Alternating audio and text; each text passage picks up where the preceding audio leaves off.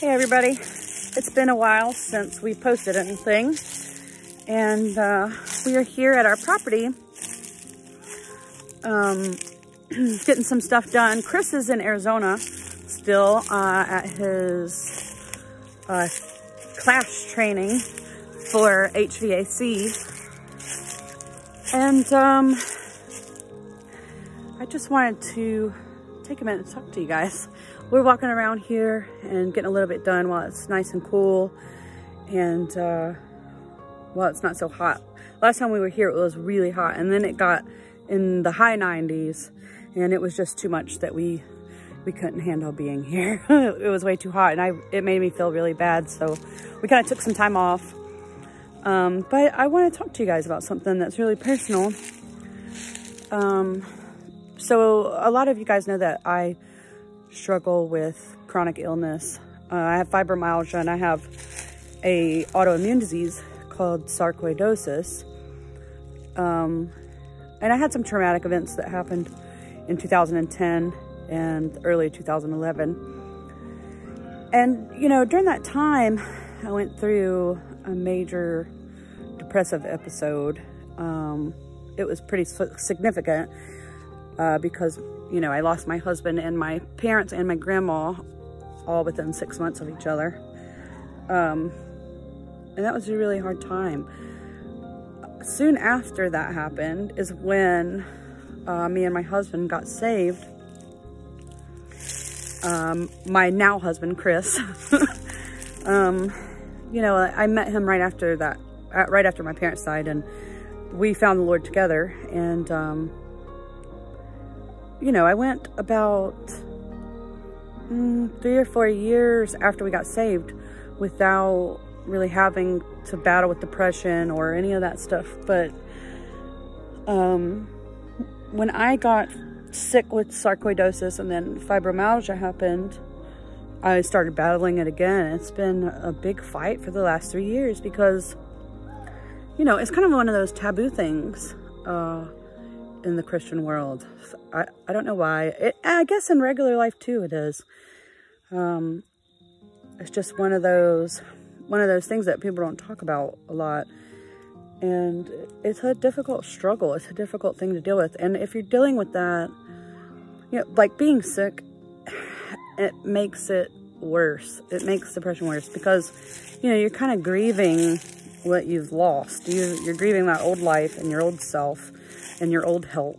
And it's really difficult to navigate whenever you are feeling fine, and then, you know, you have all these projects going, and then all of a sudden you're sick.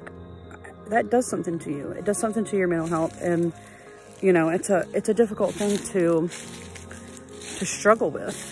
And I was listening to Psalms a few nights ago with Daylin.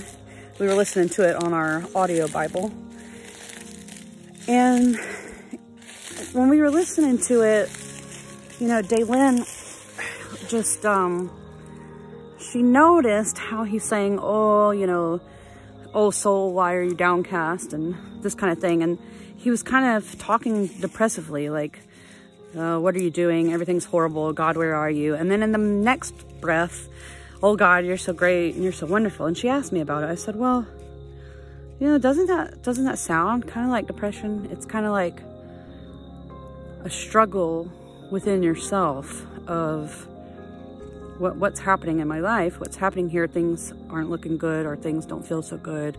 Things are scary, or things are sad or turbulent or whatever.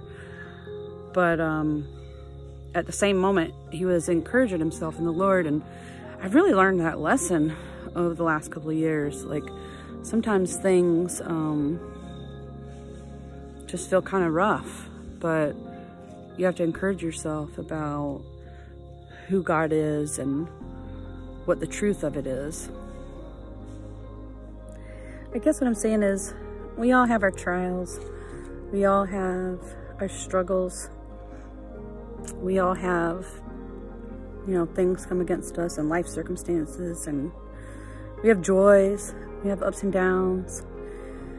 But the main thing is, you know, trying to stay focused on the Lord and what he's done for us and the hope that we have. And sometimes it's not easy to do. And honestly, you know, I haven't posted in like 2 months, and part of it is because we started back school, and that kind of, the beginning of the year always takes a lot out of me, just because it's getting back in the swing of it. And you know, it takes a lot of mental, it's not physically tiring, but it's mentally tiring. It's a lot of planning, a lot of checking, a lot of teaching, a lot of whining, a lot of complaining, a lot of breaking up fights and all this crazy stuff.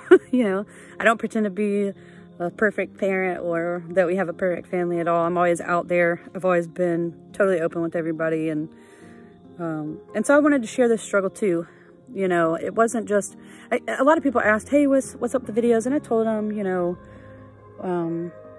I just have a lot going on with school and stuff like that. But that's not the only thing. That, you know, the honest truth is, I didn't even realize I was in a depression. I didn't even realize that that had happened again until we were at the camp out, and the pastor's wife, Barbara, she had asked me if I get depressed. And then, you know, later on that weekend, my friend Anna asked me about it. And, you know, I always kind of think that I'm not depressed, or that I don't have the struggle, or that, you know, like I used to have the struggle because of what happened, you know, in 2010 and everything. Like, yeah, that is what, I guess I see that as like, that's depression. You know, like when you're suicidal, that's depression. But I never stopped and thought like, wow, I guess I am in a depression, because I don't really get sad or down, or, you know, thinking of hurting myself or anything like that. Like, that's not how I've been. But I do get where I'm not interested in doing the stuff I like to. I love vlogging. I love blogging. I love posting pictures. I love doing arts and crafts. I love cooking. And for the past few months, I haven't done any of that stuff. And when they asked me about it, it really made me stop and think. And over the weekend, I was like, I called Chris and said, Chris, do you think that I'm depressed? You know? And he was like, yeah.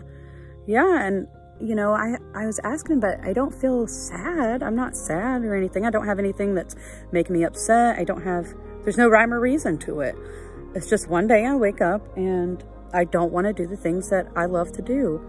So I've really been praying about that this weekend and this whole week, really. And, you know, Daylin, she kind of urges me like, Mom, what about the vlog? What about the YouTube channel? And, you know, I keep saying, yeah, I'm going to get to it. I'm going to get to it. And I keep pushing it off. But I was just praying about like, what should I do? Lord, how do I get out of this? You know, and kind of looking at my spirit, my soul, and saying, soul, why are you so downcast? Like, come on.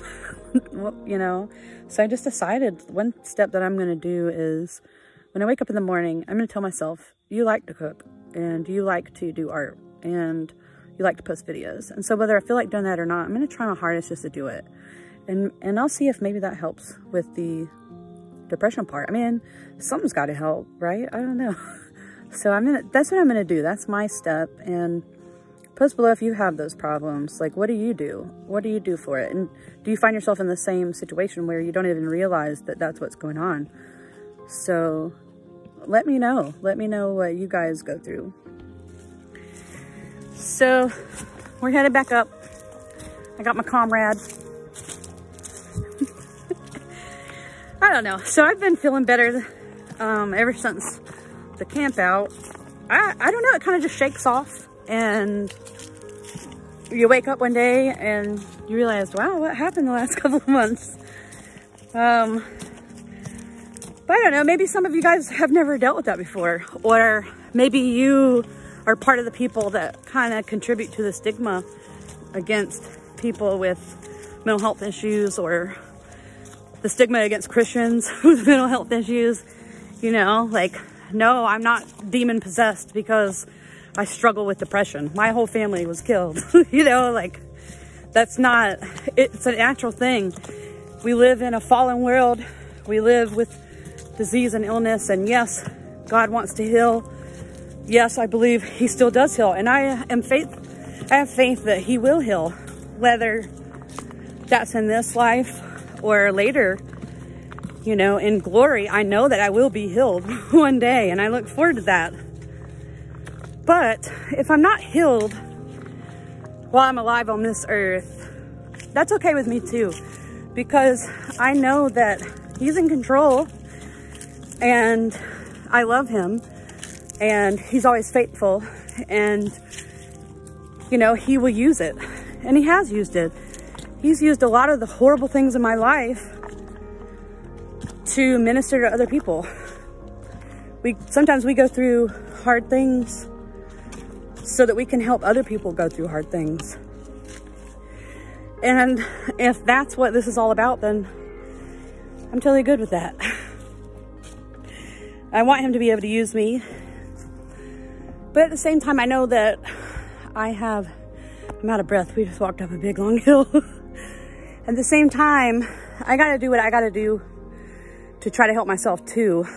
So I guess that's why the last 2 days we've been here at the cabin, because the kids want to come, and staying at the house isn't going to help. I'm a little antisocial sometimes anyways. I kind of withdraw a little bit and a lot.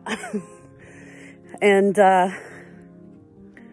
sometimes I just got to make myself get up and get out and do something I don't want to do, because I know that it's something that I like to do, even if I don't feel like I like to do it right then. It's out of my character not to want to create or not to want to be active and be working in the property. Like, that's my dream. And for the last couple of months, I just haven't been feeling it, but I know that it's something that makes me happy. It makes me feel fulfilled. It keeps me busy. It keeps my mind busy. So I'm just trying to work hard on that, even if it's not just for me, you know, but the kids too. It's important that I take care of that. So thank you guys for supporting us. And even though we've been away for a little while, thank you for continuing to support us. And hopefully you guys can understand, like, you know, we're real people and we have real problems, and that's just how it is. So yeah, thank you guys. Well, we had fun today, and the boys are coming up now.